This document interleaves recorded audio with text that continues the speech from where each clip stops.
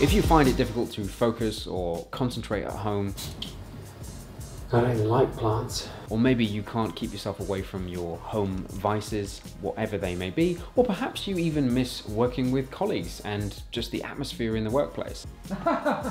Brilliant joke. Here's a few quick hacks to implement into your day to make it a little bit more productive. Let's go. Number 1, get up and get dressed. It sounds obvious and really stupid, but if you don't get up and you stay in your comfy clothes, your PJs, your mind just isn't in the right place.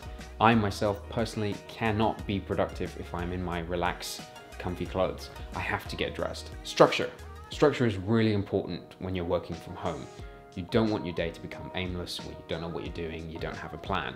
So I use something called Trello, which is a productivity tool. There are literally dozens of tools out there that do something similar. Use a productivity tool to plan your day, and plan your day following a bell curve. Start with easy-ish tasks and then gradually build it up to the more time-intensive tasks, and then again wind it down towards the evening. This gives you a nice ebb and flow that works with your own natural body's rhythm. Multitasking. This is a little bit of a contentious one because many people pride themselves on being awesome multitaskers. Unfortunately, the science says no. We are biologically incapable of processing multiple attention span rich inputs. Take driving and using a mobile phone as a good example. When you drive and use a mobile phone, you are equivalent, if not worse, than a drunk driver.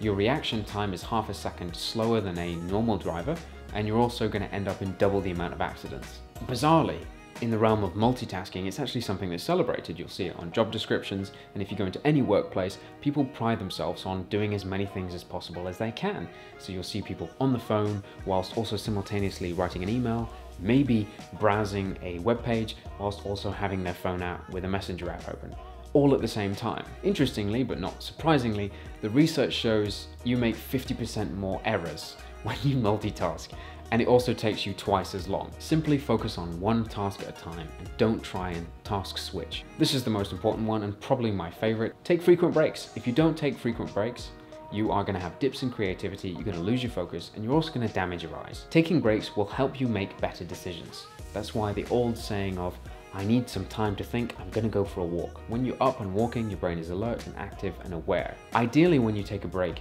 don't have any screen time. So don't use a laptop, don't use a TV screen, don't use a mobile phone.